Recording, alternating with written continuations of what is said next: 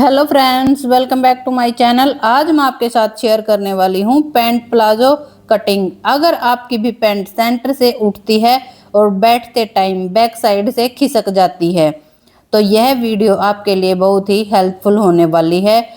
इसके लिए वीडियो के एंड तक बने रहें और वीडियो को लाइक करना ना भूलें। अगर आप चैनल पर नए हैं तो प्लीज़ चैनल को सब्सक्राइब करें। चलिए वीडियो शुरू करते हैं। पैंट कटिंग करने के लिए हमने इस तरह से डबल फोल्ड में कपड़े को बिछा लेना है। ये कपड़ा लिया है हमने 2.5 मीटर। वैसे तो पैंट प्लाजो हमारा 2 मीटर में बनकर तैयार हो जाता है। ये हमारी कुर्ती के साथ ही 2.5 मीटर कपड़ा आया था तो हमने 2.5 मीटर ही ले लिया। इसको हमें इस तरह से डबल फोल्ड में सेट कर लेना है और जो हमारा ये एक्स्ट्रा कपड़ा यहाँ से निकला है इसको हमें इस तरह से कट कर लेना है।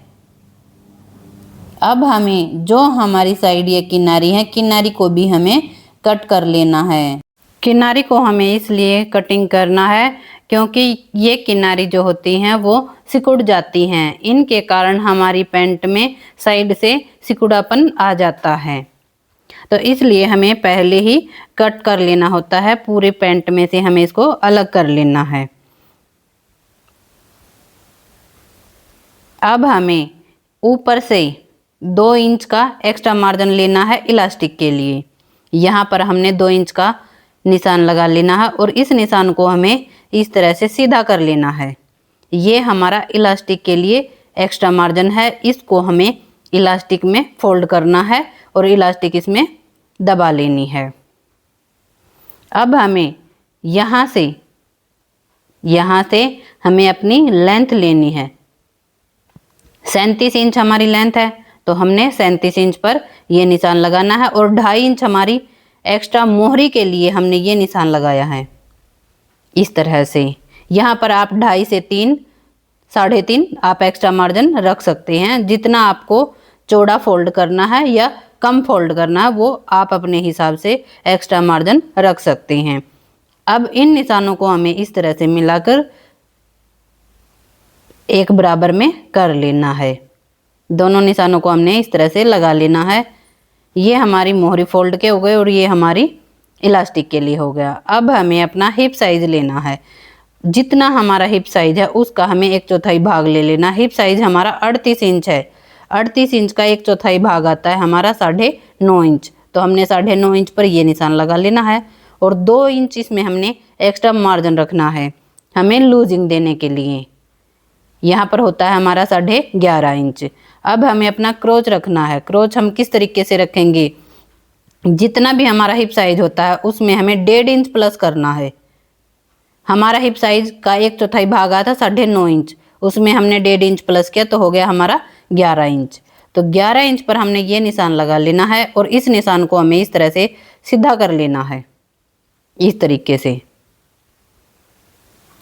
अब हमने हिप साइज का निशान लगाया था इस निशान को हमें सीधा कर लेना है। यहाँ पर भी हमें 12 इंच पर ये निशान लगा के इसको हमें एक बराबर में सीधा कर लेना है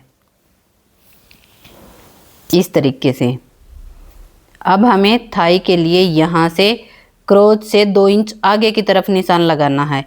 ये हमारा एल साइज है। अगर हमारा एक्सल डबल एक्सल साइज होता तो हम यहाँ पर 2.5 से 3 इंच पर निशान लगाती। तो हमारा यहाँ पर स्मॉल साइज है यानी कि छोटा ही साइज है तो हमने यहाँ पर 2 इंच ही निशान एक्स्ट्रा लेना है। कर्व स्केल से इस तरह से हमें आसन में गोलाई दे देनी है इस तरीके से। अगर आपके पास कर्व स्केल नहीं है तो सेंटर से हमें 1 इंच पर निशान लगाना है इस तरीके से और इसमें हमें गोलाई दे देनी है। अब जितना भी हमारा ये थाई का नाप आता है ये आता है हमारा 14 इंच। इंची टेप को हमें इस तरह से फोल्ड करना है। फोल्ड करके इसका हमें हाफ कर लेना है। ये हमारी पैंट का सेंटर निकलाएगा।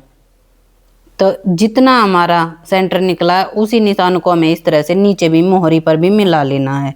7 इंच आया था तो हमने 7 इंच पर निशान लगा के इस तरह से हमने पैंट का सेंटर निकाल लेना है और इसमें हमें ऊपर तक निशान इस तरह से लगा लेना है। अब हमें अपनी मोहरी लेनी है। मोहरी रखेंगे हम 7 इंच की। 7 इंच को भी हमें सेंटर कर लेना है। 7 इंच का भी सेंटर आया हमारा 3.5 इंच तो साढ़े सेंटर को हमें सेंटर से मिलाकर 3.5 इंच उस साइड और 3.5 इंच हमें इस साइड पर निशान लगाना है। अब हमें ले लेना है लेग शेपर। लेग शेपर को हमें इस तरह से जो हमारी लेंथ है, लेंथ के ऊपर हमें इस तरीके से रखना है और ये निशान हमें मिला लेने हैं। अब हमें लेग शेपर को पलट लेना है अपनी साइड इस तरीके से, और इसके निशान भी हमें इस तरीके से लगा लेने हैं। ये देखिए, अब जो हमारा यहाँ से साइड से जो एक्स्ट्रा कपड़ा निकल के आता है, इस कपड़े को हमें किस तरह से सीधा करना है, शेपर को हमें इस तरह से राउंड में रख लेना है और जो हमारा ये एक्स्ट्रा कपड़ा निकलता है इसे हमें इस तरह से निकाल देना है। इससे हमारा साइड से एक्स्ट्रा कपड़ा नहीं निकलेगा। अब हमें नीचे मोहरी में इस निशान को इस तरह से सीधा लगा लेना है और जो हमारी क्रोच लाइन वाली साइड है वहाँ से हमें इस निशान को हल्का सा तिरछा करना है इस तरह से। अब हमें कटिंग करनी है। पहले हम नीचे मोहरी से कट कर लेते हैं और जो हमारी ये साइड है इस साइड से हम कटिंग नहीं करेंगे, क्रोच लाइन वाली साइड से ही हम कटिंग कर लेंगे। जो साइड की कटिंग है उस कटिंग को हम बाद में बैक साइड के साथ ही करेंगे, इसको हमें कट नहीं करना। अब कपड़े को हमें हटा लेना है और फ्रंट पार्ट को भी हमें यहाँ से हटा लेना है। अब हमें बैक पार्ट को इस तरह से सेट कर लेना है। सेट करके ऊपर से हमें 2 इंच पर निशान लगाना है इस तरीके से। और अब हमें फ्रंट पार्ट को इसके ऊपर जो हमने 2 इंच पर नीचे डाउन करके निशान लगाया है इस तरह से सेट करेंगे इस तरह से। अब हमें जो हमने क्रोच में 2 इंच यहाँ थाई के लिए एक्स्ट्रा मार्जिन लिया था, तो हमें इस निशान को इस तरह से 2 इंच पर लगाकर इसको हमें सीधा कर लेना है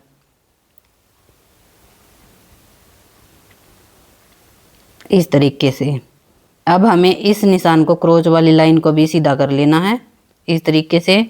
और अब हमें यहाँ से 2 इंच एक्स्ट्रा आगे की तरफ इस तरह से निशान लगाना है इस तरह से। और यहाँ पर भी हमें कर्व स्केल से इस तरह से गोलाई दे देनी है इस तरीके से। अब हमें जो हमारा बैक वाला आसन होता है उसको हमने ये 2 इंच एक्स्ट्रा मार्जिन रखा था, इस निशान को हमें जो हमारी लेंथ वाली निशान है इसको हमें इस तरह से तिरछा मिला लेंगे।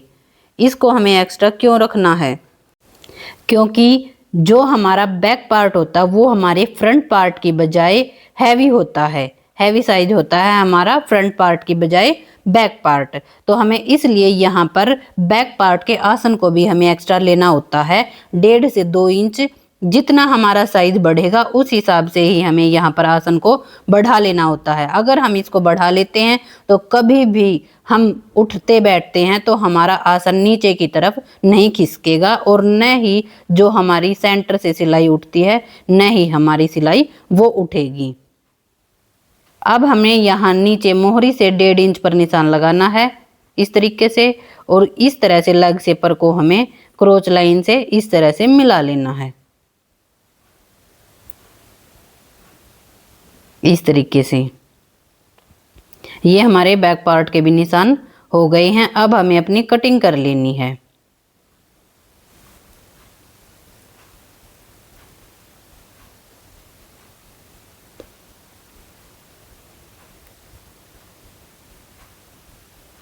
अब हमें इसी तरह से साइड की भी कटिंग कर लेनी है